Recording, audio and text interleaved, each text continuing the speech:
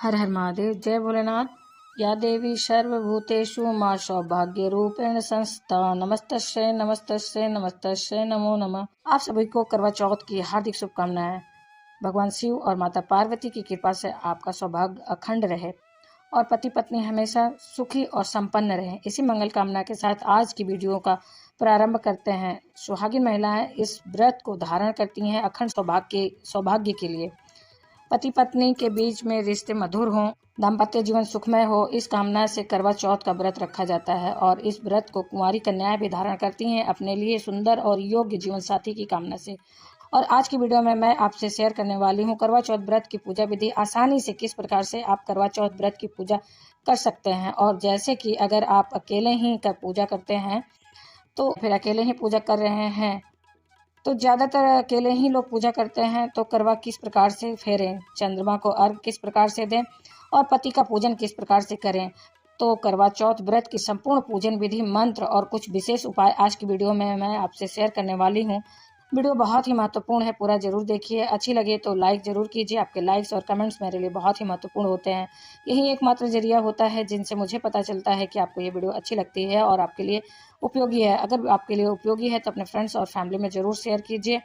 आप पहली बार मेरे चैनल पे आए हैं तो मेरे चैनल को सब्सक्राइब करिए, बेल नोटिफिकेशन अवश्य ही दबाइए जिससे कि आने वाली वीडियो आपको समय से प्राप्त हो सके। बात करें पूजा विधि के बारे में तो देखिए, शाम को प्रदोष काल में करवा चौथ व्रत की विशेष पूजा होती है। वैसे सुबह के समय भी आप पूजा करेंगे ही, क्योंकि स्नान करने के बाद हम व्रत का संकल्प लेते हैं। जो भी आप प्रतिदिन देवी देवताओं की पूजा करते हैं उनकी पूजा करेंगे और भगवान शिव पार्वती जी के सामने अपने व्रत का संकल्प लेंगे कि हे माँ पार्वती, हे भगवान भोलेनाथ, हे करवा माता, मुझ पर कृपा करें। और आज मैंने करवा चौथ का व्रत धारण कर रखा है अपने अखंड सौभाग्य के लिए, पति की लंबी आयु के लिए, या फिर अगर कुंवारी कन्याएं धारण कर रही हैं तो मनचाहे जीवन साथी की कामना से या फिर सुंदर और योग्य जीवन साथी की कामना से ये व्रत धारण कर सकती हैं। तो जिस भी कामना से आप व्रत धारण करते हैं अपने व्रत का संकल्प जरूर लेते हैं। सुबह के समय अपने हाथ में जल और पुष्प लेकर व्रत का संकल्प ले लीजिए, या फिर जिस भी तरह से आपके परिवार में परंपरा है सुबह की, वह सुबह की पूजा आप करेंगे। इसके बाद आप शाम के समय विशेष पूजा होती है प्रदोष काल में। प्रदोष काल की पूजा के शुभ मुहूर्त के बारे में बात करूंगी, लेकिन उससे पहले पूजा विधि आप जान लीजिए। तो सबसे पहले जिस स्थान पर आपको पूजा करना है उस स्थान को साफ करके वहां पर एक लकड़ी की चौकी बिछा लीजिए। इसके ऊपर आपको लाल कपड़ा बिछाना है और इसी के ऊपर आपको करवा माता की पूजा करनी है। चौकी पर सबसे पहले जहां पर करवा माता को स्थापित करना है आपको वहां पर थोड़े से चावल रख दीजिए या फिर गेहूं रख दीजिए और उसी के ऊपर करवा माता की आप फोटो या प्रतिमा जो भी आपके पास है विराजमान कर दीजिए। अच्छा, आप चाहें तो शिव पार्वती की अलग से फोटो भी लगा सकते हैं, या फिर करवा माता की जो फोटो मिलती है उसी में शिव पार्वती गणपति सब विराजमान होते हैं, तो आप एक फोटो स्थापित करके भी पूजा कर सकते हैं। जैसे भी सुविधा आपके पास उपलब्ध हो। उसके बाद कलश की स्थापना करके एक और चीज, कई स्थानों पर कई परिवारों में कलश की स्थापना नहीं की जाती है, लेकिन कई स्थानों पर कई परिवारों में कलश की स्थापना करके ही पूजा की जाती है। तो ये कुछ चीज़ें आपको अपने परिवार की परंपरा के अनुसार ध्यान रखना है। जो आपके यहाँ जिस प्रकार से होता है उसी प्रकार से आपको करना है। अगर आपके यहाँ कलश की स्थापना की जाती है, बिल्कुल करना चाहिए। आपको नहीं की जाती है तो मत कर कीजिएगा। कलश की स्थापना करने के लिए आपको थोड़ा सा चावल रखना है। चावल रख के कलश के नीचे अष्टदल कमल बना लीजिए। एक पात्र ले लीजिए, आप किसी भी धातु का पात्र ले सकते हैं, पीतल का, तांबे का या मिट्टी का, या फिर आप चाहें तो स्टील का भी ले सकते हैं। अगर आपके पास कोई और पात्र ना हो तो इसमें आपको सबसे पहले थोड़ा गंगा जल डालना है, फिर शुद्ध जल से उस पात्र को भर दीजिए। सिक्का, सुपारी, हल्दी, लौंग, इलायची और फूल, अच्छा, ये चीज़ें जो हम कलश में डालते हैं, अक्षत पुष्प डालकर आप कलश रख दीजिए। कलश के ऊपर पंच पल्लव रख लीजिए और उसके बाद आम के पंच पल्लव के ऊपर आप या फिर अशोक के भी रख सकते हैं, अशोक के पत्ते भी रख सकते हैं। फिर कलश के ऊपर आपको पूर्ण पात्र, मतलब एक कोई पात्र लीजिए, उसमें थोड़ा सा चावल भरकर कलश के ऊपर रखना होता है। इसी में आपको दीपक रखना है, एक मिट्टी का दीपक या फिर धातु का दीपक कलश के ऊपर ही रख दीजिए। दीप कलश की स्थापना हमें करनी है। और फिर करवा चौथ का व्रत है तो करवा हमें चाहिए, 2 करवा हमें लेना है। आप चाहें तो मिट्टी के करवे ले सकते हैं, या फिर कई स्थानों पर तो चीनी के, शक्कर के बने हुए करवे होते हैं, उनका भी प्रयोग किया जाता है। और आप चाहें तो धातु के करवे भी ले सकते हैं। देखिए, बहुत सारी चीज़ें अपने परिवार में जिस प्रकार से होती हैं उनका ध्यान रख करके करना चाहिए। तो जिस प्रकार से आपके यहाँ होता है उसी प्रकार से आपको 2 करवा लेना है। 2 करवा तो सभी को लेना होता है, सबके यहाँ लिया नहीं जाता है। एक करवे में हम जल भरते हैं और उससे भगवान चंद्रदेव को अर्घ देते हैं, और एक करवे में कुछ ड्राई फ्रूट्स भरे जाते हैं। कई स्थानों पे इसमें शक्कर बतासा भी भरा जाता है, कई स्थानों पे खील बतासा, मिठाइयाँ इत्यादि भरी जाती हैं। ये करवा होता है पार्वती माता का। तो इसमें आप अपने परिवार की परंपरा के अनुसार कोई भी वस्तु भर कर रख दीजिए, खाली करवा नहीं रखना है, इस बात का आपको ध्यान रखना है। करवे के ऊपर आपको ढक्कन लगाना है, दोनों करवों के ऊपर कोई मिट्टी का ढक्कन आप रख सकते हैं और रख दीजिए। और फिर उस धातु के भी जो करवा आपके पास उपलब्ध है उस पर भी ढक्कन आपको रखना है और उसके ऊपर कुछ मिठाई रखनी है। दक्षिणा स्वरूप कुछ पैसा रखना है। कई स्थानों पर ढक्कन में भी चावल या फिर गेहूं रखा जाता है और फिर मिठाई रखकर इसी के ऊपर दक्षिणा रखना होता है। तो जैसा आपके जिस भी प्रकार से होता है उसी प्रकार से आपको करवा भरना होता है। अपनी तरफ से किसी की देखा देखी मत करिएगा, आप अपने यहाँ जो आपके यहाँ चलता है परंपरा उसी हिसाब से कर लीजिएगा, ध्यान रखिए। और अगर आप पहली बार कर रहे हैं, आपके परिवार में नहीं होता है करवा चौथ का व्रत और फिर आप कर रहे हैं, तो फिर जो आप नियम तय करते हैं पहली बार उसी के अनुसार आपको हर बार नियम करना होता है। ऐसे में भी आप बार बार नियम नहीं बदल सकते, और इस बात का भी ध्यान रखिए। और अब बात करते हैं कि कौन सा करवा किधर रखना है। जल वाला करवा किधर रखें और जिसमें हमने शक्कर भरा है या फिर मिठाई या फिर ड्राई फ्रूट्स भरा है, वह करवा किधर रखना है जो माता पार्वती का होता है। देखिए, जिस करवे में हम जल भर कर रखते हैं वह पार्वती माता की तरफ होता है, और जिस करवे में शक्कर भरा होता है वह अपनी तरफ रखते हैं। अच्छा, एक चीज़ का आपको ध्यान रखना है, जब आप करवा रखते हैं तो करवे के नीचे चावल जरूर रख दीजिए। मतलब कलश के नीचे, करवे के नीचे जो मूर्ति रखे हैं उसके नीचे, सभी के नीचे आप आसन जरूर दीजिए। आप चाहें तो अष्टदल कमल बना सकते हैं या वैसे भी चावल की ढेरी बनाकर उसके ऊपर कलश रख सकते हैं, और करवे भी इसी प्रकार से आपको स्थापित करना है, खाली आपको नहीं रखना है। सबके नीचे जरूर अनाज का आसन देना है। करवा माता की स्थापना हो गई, कलश की स्थापना हो गई, करवा भी आपने स्थापित कर दिया, और अब आप एक दीपक प्रज्वलित कर लीजिए। एक और चीज़, आप चाहें तो दीपक एक जब चौकी आप लगाना शुरू करते हैं उसी समय आप प्रज्वलित कर दीजिए, वो हो जाएगी आपकी कर्म साक्षी दीपक। और जब पूजन प्रारंभ होता है तो सबसे पहले गणपति का पूजन किया जाता है। गौरी गणेश की पूजा करने के बाद गणेश का पूजन किया जाता है। तो अगर आपके पास चांदी के गौरी गणेश हैं तो आप उनकी पूजा कर सकते हैं, अगर नहीं है तो आपको क्या करना है, एक सुपारी लेना है, सुपारी के ऊपर कलावा लपेट लीजिए और इसे बना दीजिए गौरी और गणेश, गौरी माता बनाना है। और अगर गोबर से बना सकते हैं तो उससे भी बना लीजिए, वो भी नहीं उपलब्ध है तो आप हल्दी से भी बना सकते हैं। छोटी सी पिंडी गोबर की बना के भी आप कर सकते हैं। और जब जो भी चीज़ से आप बना रहे हैं तो उसे पान के पत्ते पे थोड़ा सा चावल रखकर इसी के ऊपर गौरी गणेश को स्थापित कर लीजिए। अब सबसे पहले गौरी गणेश की पूजा करना है। जल के छींटे देकर गौरी और गणेश का स्नान करा दीजिए। इसके बाद इसे धूप दीप अक्षत पुष्प इत्यादि जो भी चीज़ें आपके पास उपलब्ध है सभी चीज़ें अर्पित करके गौरी गणेश की पूजन कर लीजिए। एक और चीज़ का आपको ध्यान रखना है, जब आप कलश की स्थापना करते हैं तो सबके ऊपर आपको स्वस्तिक बनाना है और कलश के ऊपर भी बनाना है, और गले में आपको रक्षा बांधनी है, कलावा बांधकर और स्वस्तिक बनाकर ही गौरी गणेश की पूजा करने के बाद आपको कलश की पूजा करनी है धूप दीप अक्षत पुष्प इत्यादि से। फिर उसके बाद आप कलश की पूजा कर लीजिए। इसके बाद करवा माता शिव पार्वती जी की पूजा करेंगे। सबसे पहले जल के छींटे देकर सबको स्नान का भाव कर लीजिए, फिर वस्त्र अर्पित कर दीजिए, चाहे तो कलावा अर्पित कर दीजिए या फिर लाल चुन्नी अर्पित कर सकते हैं, जो भी आपके पास उपलब्ध हो। फिर तिलक कर दीजिए और हल्दी से, रोली से, कुमकुम से और सिंदूर लगाइए। करवा माता को, माता पार्वती को सिंदूर अवश्य लगाना है, गणपति जी को, गौरी माता को। फिर अर्पित सारा चीज़ सिंदूर वगैरह अर्पित किया जाता है। भगवान भोलेनाथ को सिंदूर नहीं लगाना चाहिए और इस बात का ध्यान रखिएगा। उसके बाद आप पुष्प अर्पित करना है, जो भी पुष्प आपके पास उपलब्ध हो, लाल या फिर पीले सफ़ेद जो भी हो, उनको भगवान गणेश को पीले पुष्प अर्पित करने चाहिए। वैसे तो पीले पुष्प आप किसी को भी अर्पित कर सकते हैं, सभी देवी देवताओं को, लेकिन भगवान गणपति को जरूर अर्पित करना चाहिए। भगवान शिव के लिए अगर आपके पास सफ़ेद पुष्प हो तो सफ़ेद पुष्प अर्पित कर सकते हैं, या नहीं है तो जो भी पुष्प आपके पास उपलब्ध है, लाल गुड़हल के या फिर गुलाब के पुष्प करवा माता को और माता पार्वती को अर्पित करना चाहिए।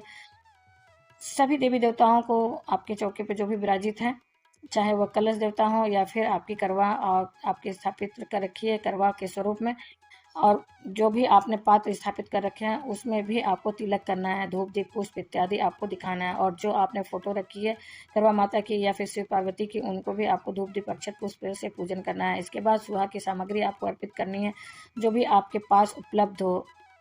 कहा जाता है 16 श्रृंगार की सामग्री माता को अर्पित करनी चाहिए।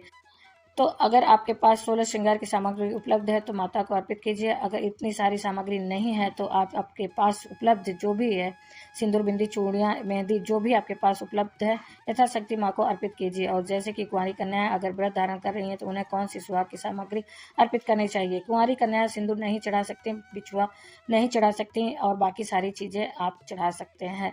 तो आप प्रयोग करना जो चाहें स्वयं कर सकते हैं, कुछ चीज़ें आप दान कर सकते हैं। आप अब जो आप लोगों का प्रश्न आता है कि सुहाग की सामग्री हम दान किससे करें, देखिए आप चाहें तो किसी ब्राह्मणी को या सौभाग्यवती ब्राह्मणी को दान कर सकते हैं, या फिर अपने परिवार में भी आप दे सकते हैं। सासू माँ को सौभाग्यवती हैं उन्हें आप दे सकते हैं, कोई ननद हैं आपकी आप उन्हें भी दे सकते हैं, या फिर बड़ी जेठानी हो देवरानी हो आप उन्हें भी दे सकते हैं। वैसे कहा जाता है कि ये सौभाग्यवती महिलाओं को सुहाग की सामग्री देते हैं, अगर वह बुजुर्ग हो और सौभाग्यवती हो तो अत्यंत श्रेष्ठ माना जाता है। ऐसी बुजुर्ग सौभाग्यवती महिला जो सुहागिन है उन्हें सामग्री दक्षिणा के साथ दीजिए, उनका मुंह मीठा कराइए और चरण स्पर्श करके उनका आशीर्वाद लीजिए, और तो अखंड सौभाग्य आपको मिलता है। लेकिन अगर ऐसा न हो तो आप किसी को भी दे सकते हैं। अब जैसे कि कुंवारी कन्याओं के प्रश्न आएंगे कि हम किसे दान करें, तो आपके परिवार में आपकी भाभी हैं आप उन्हें दे सकते हैं, बड़ी बहन है या फिर कोई सहेली है तो उसे भी दे सकते हैं, या फिर किसी ब्राह्मणी को भी दान कर सकते हैं। हमें किसी सुहागिन स्त्री को ही सुहाग की सामग्री जो है उसे देना है, जिसके आप चरण स्पर्श करके आशीर्वाद ले पाए उन्हें ही देना चाहिए। तो माता को सुहाग की सामग्री आपने अर्पित कर दी। अब सासू माँ के लिए बायना निकालना है, तो अब बायना आप किस चीज़ का दें। सासू माँ के लिए बायना आप अपनी इच्छा के अनुसार कोई साड़ी दे सकते हैं, सूट दे सकते हैं, सुहाग की सामग्री दे सकते हैं, इसमें रख सकते हैं। इसके साथ ही कुछ दक्षिणा भी रख सकते हैं, कुछ मीठा रख सकते हैं। जो भी आपकी सामर्थ्य है, अपनी सामर्थ्य के अनुसार हम बायना भी निकालते हैं, श्रृंगार की सामग्री भी चढ़ाते हैं। सब कुछ इस बात पर निर्भर करता है कि आपकी सामर्थ्य क्या है और आपके परिवार में किस प्रकार का नियम पालन किया जाता है। तो अपने परिवार में जिस प्रकार से होता है उसी प्रकार से आपको नियम पालन करना चाहिए। सुहाग की सामग्री आपने अर्पित कर दी, दक्षिणा स्वरूप पैसे आपने अर्पित कर दीजिए। अब आप माँ को लगाएंगे भोग, मिठाइयों का भोग आप अब चाहें तो लगा सकते हैं, फलों का लगा सकते हैं, या फिर आप अपने कुछ मीठा पकवान बनाया है तो आप पकवान का भी भोग लगा सकते हैं। इसके बाद एक पान के पत्ते पर लौंग इलायची सुपारी रखकर माँ को अर्पित कीजिए, और इसके बाद दक्षिणा अर्पित कीजिए। दक्षिणा मतलब अपनी इच्छा के अनुसार आप कुछ पैसे वहाँ पर जरूर अर्पित कीजिए। जब हम भोग अर्पित करते हैं और माँ को मुख शुद्धि के लिए पान अर्पित करते हैं तो उसके बाद दक्षिणा जरूर रखना चाहिए। आप चाहें तो 1 का सिक्का भी रख सकते हैं, या फिर आप 100 का भी नोट रख सकते हैं। दक्षिणा का क्या करना है, देखिए जो आप दक्षिणा अर्पित करते हैं आप कुछ चीज़ें ब्राह्मण को दान कर दीजिए, कुछ पैसे ब्राह्मण को भी दान करना है चाहिए, और कुछ चीज़ें अपनी सासू को भी बायना के रूप में जब आप बायना देंगे तो उनके साथ भी आप दक्षिणा दे सकते हैं। बाकी चौकी पर चढ़ा हुआ कोई भी पैसा आप स्वयं प्रयोग नहीं कर सकते हैं, सारे पैसे दान में ही जाते हैं, चाहे वह ब्राह्मण को दीजिए या फिर सौभाग्यवती स्त्री को दे दीजिए। इसके बाद भोग के चारों तरफ आपको जल का घेरा बना देना है, जो भी भोग आपने अर्पित किए हैं, और अपने दोनों हाथ जोड़कर प्रार्थना कीजिए कि करवा माता जो भी मैंने पूजा की जिस भी प्रकार से की आप स्वीकार कीजिए, और जाने अनजाने मुझसे कोई भूल चूक हुई हो तो मुझे क्षमा कीजिए। इसके बाद अपने सामने एक जल का पात्र रखिए, और जब आपको कथा सुनना है करवा माता की, अब आपको कथा सुनना है करवा माता की कथा, आप चाहें तो किताब से भी पढ़ सकते हैं या फिर चैनल पर भी वीडियो अपलोड होती है कथा, वहां से भी आप बैठकर सुन सकते हैं। अब जब आप कथा सुनेंगे तो आपके हाथ में थोड़े से अक्षत के दाने जो बिल्कुल भी खंडित ना हो, चावल होते हैं वैसे चावल लीजिए और थोड़े से पुष्प रख लीजिए और हाथ में लेकर कथा सुन लीजिए। कथा सुनने के बाद आपके हाथ में जो भी सामग्री है अक्षत पुष्प, इसमें से थोड़े से अक्षत और पुष्प आपको जल में डाल देना है, और जो आपके सामने जल का पात्र है उसमें रखना है, और बाकी अपने पल्लू में बांध लेंगे। और अब इसके बाद आपको करना है भगवान भोलेनाथ, करवा माता और माता पार्वती की आरती। तो इसके लिए आप कपूर प्रज्वलित कर लीजिए और उसी से भगवान भोलेनाथ की आरती गाते हुए सबकी आरती गाते हुए आरती कर लीजिए, या फिर कर्पूर गौरम करुणावतारम संसार सारम भुजगेंद्रहारम सदा वसंतम हृदयारविंदे भवम भवानी सहितम नमामि की आरती गाते हुए भी आप आरती कर सकते हैं। या फिर ओम जय शिव ओमकारा, इस आरती के द्वारा भी सबकी आरती पूरी कर सकते हैं। और आरती करने के बाद क्षमा प्रार्थना जरूर करना चाहिए। हे माँ पार्वती, करवा माता, हे भगवान भोलेनाथ, हम पर कृपा करें। जो भी पूजा पाठ के दौरान कोई भी भूल चूक हुई हो उसे क्षमा करके यथाशक्ति यथासंभव मैंने जो आपकी पूजा की उसे स्वीकार करके मुझ पर कृपा करें, मेरे परिवार पर कृपा करें, मेरे पति मेरे बच्चों पर और मुझ पर अपनी कृपा सदैव बनाकर रखें। मुझे अखंड सौभाग्य की प्राप्ति हो, मुझे दाम्पत्य जीवन की प्राप्ति हो और घर में परिवार में हमेशा खुशहाली बनी रहे। इस प्रकार से करवा माता से पार्वती माता से प्रार्थना करके अपनी पूजा को पूर्ण कर लीजिए। जब आप पूजा कर रहे हैं तो वहीं पर आपको छलनी भी रखनी है, जिस छलनी से आपको चांद देखना है। उस छलनी की पूजा भी करेंगे आप धूप दीप अक्षत पुष्प आदि से। फिर माता के पास ही छलनी भी स्थापित करके और सभी चीज़ों से उनकी पूजा कर लीजिए। फिर किस प्रकार से फेरें, अगर करवा किस प्रकार से फेरें, एक बात आता है। हम घर में अकेले रहते हैं तो देखिए कई स्थानों पर कई परिवारों में इस प्रकार की परंपरा होती है कि उनके यहाँ करवा फेरा ही नहीं जाता है। करवा बस पूजा किया जाता है, चंद्रमा को अर्घ दिया जाता है। लेकिन कई स्थानों में कई परिवारों में करवा फेरने की परंपरा है। तो अगर आपके यहाँ करवा फेरा जाता है तो आप अकेले ही रह रहे हैं तो आप माता पार्वती से अपना करवा फेरते हैं। मतलब जो पार्वती जी का करवा है आपका करवा है, और जैसे कि जिसमें आपने शक्कर भरा है वो माता पार्वती का करवा है, जिसमें आपने जल भरा है वो आपका करवा है। तो अपने दोनों हाथ क्रिस क्रॉस कर लीजिए और इसके बाद अपने दोनों हाथों से दोनों करवे एक साथ पकड़ लीजिए और फिर दोनों करवे इधर उधर स्थान बदलते हुए 7 बार करवा फेरना है।